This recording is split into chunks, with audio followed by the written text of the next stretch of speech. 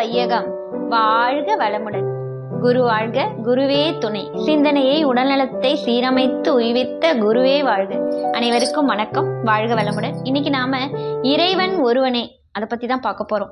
இறைவன் எங்கும் நீக்கமர நிறைந்து இருப்பவர், எல்லா உலகிலும் எல்லா பொருளிலும் எல்லா செல்வங்களிலும் நிறைந்து இருப்பவர். ஒவ்வொரு உயிர்களிடத்தும் ஒவ்வொரு மனிதர்களிடத்தும் தாவரங்களிடத்தும் இயற்கை இன்று எல்லா விதத்திலையும் இறைவன் ஒருவனாக வீற்றிருப்பவர். ஆனா நாம என்ன நினைக்கிறோம் அப்படின்னா, எல்லா இடத்துலையும் இறைவன் கோயில்ல மட்டும்தான் இருக்காரு அப்படின்னு நினைச்சிட்டு இருக்கோம். எல்லா இடத்துலையும் இருக்கிறத நாம உணர்றதே இல்லை. ஏன்னா இறைவன் சக்தி வாய்ந்தவர். எல்லா பிரபஞ்சம் முழுவதும் அனைத்து உயிர்களிடத்திலும் நிரம்பி இருக்கக்கூடிய ஒரு சக்தி எல்லாத்துலேயுமா இருந்தாலும் நாம உணர்றது கோயில்ல இருக்கிற இறைவனைத்தான். ஆனா இறைவன் பிற உயிர்களிடத்தில் கருணையும் அன்புமாய் இருக்கிறார் என்று வள்ளலார் ரொம்ப அழகா சொல்வார். இதைத்தான் என் உடலும் என் பொருளும் என் உயிரையும் தான் கொண்டான், தன் உடலும் தன் பொருளும் தன் உயிரையும் எனக்களித்தான் அப்படின்னு சொல்லுவாங்க ரொம்ப அழகா. ஏன் அப்படின்னா இறைவன் தனக்குள்ள உயிரும் உடலும் பொருளுமா இணைந்திட்டார் அப்படிங்கிறத அழகா சொல்றார். அதைத்தான் அருட்பெரும் ஜோதி அருட்பெரும் ஜோதி தனிப்பெரும் கருணை, இறைவன் ஒரு ஜோதி வடிவம் என்று சொன்னார். நாம உணர்ந்துக்கிறதுல தான் இருக்கு. எல்லா விஷயத்தையும் சமமா பார்க்க தெரிஞ்சிட்டாலே எவ்வுயிரையும் தன்னுயிர் போல் நினைத்து சம உரிமை வழங்கணும் அப்படின்னு சொன்னாங்க. அப்போ அந்த உயிர்களிடத்துல நாம காட்டக்கூடிய அன்புதான் இறைவன் ஒருவனே அப்படிங்கிறத நமக்கு ஒவ்வொரு நாளும் ஞாபகப்படுத்தும். நான் ஒரு அழகான கதை மூலியமா இதை சொல்றேன். பாரத போர் நடந்துட்டு இருக்கு. அப்போ அர்ஜுனனுக்கு தான் சிறந்த எப்படியாவது கௌரவர்களை ஜெயிச்சு காட்டணும் அப்படிங்கிற எண்ணம். ஏன்னா அங்கேயும் நிறைய வீரர்கள் இருக்காங்க. 1000 தான் பெரிய வீரனா இருந்தாலும் கூட அங்க இருக்கிற வீரர்களை நாம வெற்றி அடையணும் அப்படின்னா அதுக்கு நிச்சயமா ஒரு மிகப்பெரிய சக்தி வேணும் அப்படின்னு நினைக்கிறார் அர்ஜுனன். அதனால சிவனிடம் இருக்கக்கூடிய பசுபத அஸ்திரம் அது வந்தா மட்டும்தான் அந்த அஸ்திரத்தை கொண்டு எல்லாரையும் வென்றுடலாம் அப்படின்னு ரொம்ப அவருக்கு நம்பிக்கை இருக்கு. அப்போ அது என்ன செஞ்சா நமக்கு அந்த அஸ்திரம் கிடைக்கும் அப்படின்னு, சிவனுக்கு ஒரு பெயர் பசுபதி அப்படின்னு. அதனால அந்த அஸ்திரத்தை கொண்டு நாம ஜெயிக்கணும் அப்படின்னு சொல்லி இவர் என்ன செய்யறாருன்னா, பூஜை செய்யணும், சிவனுக்கு நாம பூஜை செய்து அந்த பூஜையின் மூலியமா நம்ம அந்த அஸ்திரம் நமக்கு கிடைக்கும் அப்படின்னு முயற்சி பண்றார். அப்படி இவர் பூஜை செய்யறதுக்காக இவர் போறார். அப்போ கண்ணன் எதிரில் வரார். கண்ணன் கேட்கிறார், எங்க நண்பா இவ்வளவு அவசரமா போற அப்படின்னு. நான் இந்த மாதிரி சிவனுக்கு பூஜை செய்து பசுபதாஸ்திரத்தை வாங்க போறேன் அப்படின்னு இவர் சொல்றார். அப்போ எனக்கே அந்த பூஜை நீ செய்திடு அப்படின்னு கண்ணன் சொல்லும்போது இவரால மறுக்க முடியல. ஏன் அப்படின்னா கண்ணன் சொல்லுக்கு அங்க மறு சொல் இல்லை. வேற வழி இல்லாம இவர் கண்ணனுக்கே அந்த பூஜையை செய்யறார். செய்து முடிச்சுட்டு இவர் நைட்டு அன்னைக்கு உறங்கும் போது இவருக்கு தூக்கமே வரல. ஏன் அப்படின்னா என்னடா இது, நம்ம சிவனுக்கு செய்ய நினைச்ச பூஜையை கண்ணனுக்கு செஞ்சிட்டோமே, இதை சிவன் ஏத்துக்குவாரா அப்படின்னு இவர் யோசிச்சுட்டே தூங்கிறார். அப்ப கனவுல சிவன் வரார். சிவனுக்கு இவர் கண்ணனுக்கு செய்த அந்த பூஜைகள் பூக்கள் எல்லாமே சிவன் மேல இருக்கு.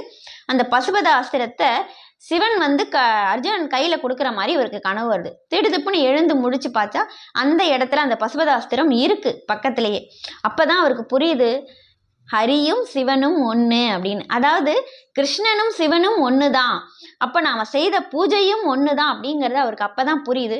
இத கண்ணன்ட்ட சொல்லணும்னு இவர் போகும்போது கண்ணனே எதிரில் வரார். நாம ஏதாவது ஒரு விஷயத்தை தேடி போகும்போது கடவுளே நேரில் வந்தது போல் அப்படின்னு அங்க கடவுள் தான் நேரில் வந்தார். அப்ப கண்ணன்ட்ட சொல்றாரு, என்னை மன்னிச்சிரு கண்ணா, நான் உனக்கு பூஜை செஞ்சதை எப்படி சிவன் ஏத்துப்பாருன்னு நான் சந்தேகப்பட்டேன். ஆனா நீனும் சிவனும் ஒண்ணுதாங்கிறத எனக்கு கனவின் மூலியமாவே நிஜத்திலையும் காட்டிட்ட அப்படின்னு சொல்லி நன்றி சொன்னாராம்.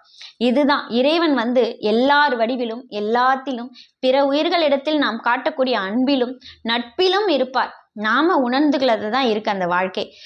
ஒவ்வொரு பிரபஞ்சத்துக்குள்ளேயும் சக்தியாக, அண்டமாக, பேரண்டமாக ஒவ்வொரு வழியிலும் இறைவன் நம்மை காண்கிறான். நாம மற்றவங்களை பார்க்குற பார்வை, பேசுற பேச்சு, திடீர்னு யாராவது நம்ம வீட்டுக்கு வரக்கூடிய விருந்தினர்கள், அவர்கள் வரும்போதே இறைவனும் கூட வருவாராம். அந்த விருந்தினர்கள் மனம் மகிழும்படி நாம் நடந்துக்கல அப்படின்னா அந்த விருந்தினர்கள் மன வருத்தத்தோட போகும்போது இறைவனும் கூடவே சென்று விடுவார் அப்படின்னு சொல்லுவாங்க. அப்போ நாம ஒருத்தர்கிட்ட அணுகக்கூடிய முறை, அந்த முறையில் தான் இறைவன் நம்மிடமே வருவார். இத திருமூலர் ரொம்ப அழகா சொல்வார். தானே உலகுக்கு தத்துவமாய் நிற்கும், தானே உலகுக்கு தையலுமாய் நிற்கும், தானே உலகிற்கு சம்பவமாய் நிற்கும், தானே உலகுக்கு தன் சுடர் ஆகுமே அப்படின்னு. எல்லாமுமே இறைவன் தான், அனைத்திலும் இறைவன் இருக்கிறான் அப்படிங்கிறத ரொம்ப அழகா இந்த பாடல்ல விளக்கி சொல்லியிருக்கார். அப்போ இறைவன் அப்படிங்கிறது என்ன அப்படின்னு உள்ளும் புறமுமா உணர்ந்துதான் சித்தர்கள், முனிவர்கள், தேவர்கள் இவங்க எல்லாமே உணர்ந்ததுனாலதான் அதெல்லாம் சொல்லியிருக்காங்க. இதை நான் ஒரு அழகான கதை மூலியமா சொல்றேன். ஒரு அரசர் நாட்டை ரொம்ப சிறப்பா ஆட்சி செஞ்சிட்டு இருக்கார். அவரோட ஆட்சியில எல்லாமே நல்லா இருக்கு. அப்போ அந்த நாட்டோட ராஜகுரு குலகுரு அப்படின்னு சொல்லுவாங்க இல்லையா, அவர் அரசருக்கு ஒரு மோதிரம் கொண்டு வந்து கொடுக்கிறார். அந்த மோதிரத்துல இதுவும் கடந்து போகும் அப்படின்னு எழுதியிருக்கு. அந்த மோதிரத்தை கொண்டு வந்து அந்த அரசருக்கு கொடுக்கிறார். இதை வாங்கின அரசர் சொல்றார், இது எதுக்கு அப்படின்னு. நீங்க எப்பப்பெல்லாம் உங்களுக்கு நல்லது நடந்தாலும் சரி, துன்பம் நடந்தாலும் சரி, எது நடந்தாலும் இந்த மோதிரத்தை நீங்க பாருங்க அப்படின்னு சொல்லி கொடுக்கிறார். உடனே அரசரும் அதை கையில போட்டுக்கிறாரு. கொஞ்ச நாள் கழிச்சு கஜானாக்குள்ள போறாரு அரசர். அந்த நாட்டோட செல்வ செழிப்பு ஒரு கஜானாவில தான் தெரியும் அப்படிங்கிற மாதிரி அவரோட அந்த செல்வ செழிப்பு அந்த கஜானாவில நிரம்பி இருக்கு. இதை பார்த்தோன்னே தான் எத்தனை சிறந்த அரசன்னு ஒரு கர்வம் வருது. அப்போ அந்த மோதிரத்தை பார்க்கும்போது இதுவும் கடந்து போகும் அப்படின்னு எழுதியிருக்கு. உடனே அவருக்கு இருந்த கர்வம் குறைந்து நமக்கு இந்த செல்வம் நிலை இல்லை அப்படின்னு உணர்ந்துடுறார். அப்படி ஒரு நாள் காட்டு வழியா வேட்டையாட போறார். அப்ப எல்லா பரிவாளங்களையும் தொலைச்சிடுறாரு. இவர் மட்டும் தனியா மாட்டிக்கிறார். அப்போ இந்த நிலையை நினைத்து அவர் வருந்தும் போது அப்போ இதுவும் கடந்து போகும் அப்படின்னு இவர் அந்த இதை பார்க்கிறார், மோதிரத்தை. அப்போ எதிரி நாட்டு மன்னன் இவரை பிடிச்சிட்டார். ஏன்னா காட்டுல தனியா இருந்ததுனால. அப்போ தப்பிக்க வேற வழி இல்லாம இருக்கும்போது அந்த மோதிரத்தை பார்க்கிறார், இதுவும் கடந்து போகும் அப்படின்னு. கொஞ்ச நாள்ல அது ஏதோ ஒரு வீரர்கள் மூலியமா அவர் தப்பிச்சு வேற நாட்டுக்கு வந்துடுறார். நிறைய பரிவாளங்களோட அந்த பிடிச்ச அந்த மன்னனோட நாட்டுக்கு போய் அந்த மன்னனை வெற்றி கொண்டு மிகவும் ஆரவாரமா வெற்றியோட வீட்டுக்கு வர்றார். அதாவது அரண்மனைக்கு வர்றார். அப்படி வரும்போது இவருக்கு ரொம்ப தலைகால் புரியாத புகழ்.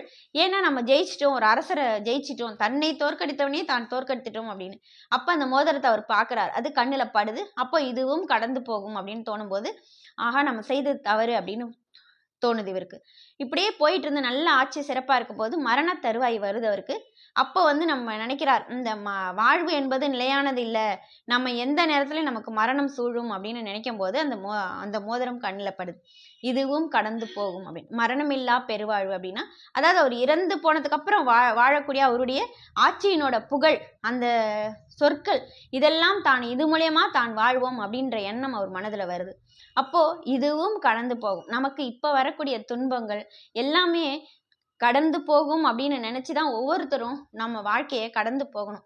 அப்படி போகும்போது நம்மள ஏற்படக்கூடிய துன்பங்கள் இல்ல நமக்கு அளவில்லாத மகிழ்ச்சி இதெல்லாமே ஒரு குறிப்பிட்ட நிலைதான். இப்படியும் இருக்கும் அப்படியும் இருக்கும். நாம் அதை சமமான எண்ணத்தோட பார்க்கும்போது நம் வாழ்க்கை மிக சிறப்பா அமையும். இன்னைக்கு நாம தெய்வம் ஒன்றே அப்படின்ற தலைப்பை பார்த்தோம். இன்னும் வரும் நாட்கள்ல நிறைய தகவல்களோட உங்களை சந்திக்கிறேன். நன்றி, வணக்கம், வாழ்க வளம்.